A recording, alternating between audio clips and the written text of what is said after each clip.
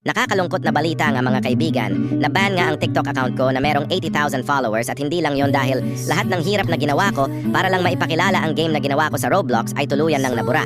Sa TikTok account ko kasi na yon ay doon ako gumagawa ng mga content about sa game na ginawa ko sa Roblox. At simula nang na-ban at nawala ako sa TikTok, ay wala na ring naglalaro sa Roblox game na ginawa. At pinaghirapan ko ng almost 4 months. Ang totoo niyan mga kaibigan, wala naman akong pakialam sa followers dahil alam kong maibabalik ko pa yan. Pero yung onti-onti nang nakikilala yung game na ginawa ko sa Roblox dahil sa mga viral at trending video ko na ginagawa araw-araw ay doon ako nang hihinayang. Para kasi akong bumalik na umpisa at yung almost 4 months kong hard work ay parang nabura na lang.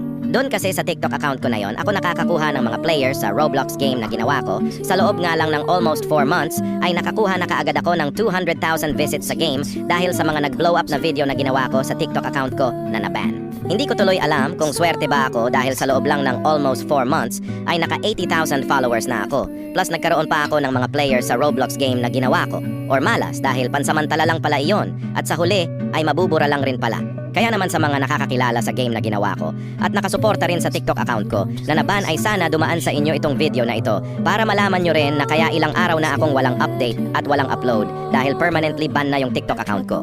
Susubukan ko ulit magsimula ng panibago kahit na alam kong walang kasiguraduhan kung magiging successful nga ba ulit or isa na namang pagsubok. Ang totoo, simula nung bumalik ako sa pagiging game developer sa Roblox ay parang parati na akong nagkakaroon ng problema. Dahil para sa mga hindi nakakakilala sa akin or sa game na ginawa ko, ay sobrang dami nang binigay sa aking problema ng pagiging isang Roblox game developer. Una na nga doon ay yung araw na muntikan maban yung Roblox game na ginawa ko.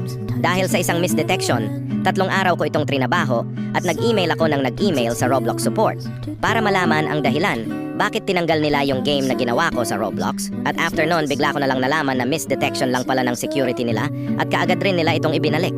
Pangalawa ay yung araw na ininvest ko lahat ng kinita ng game sa sponsor ads at baka sakaling magkaroon na ng maraming players ang game, pero sadly yung 6,000 Robux na yon ay parang naging bulalang rin.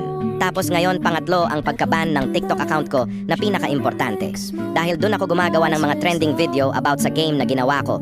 Hindi ko na nga alam kung pagsubok pa ba ito or pilit na akong binibigyan ng sign para tumigil na at bumalik na lang sa pagiging isang roleplay content creator.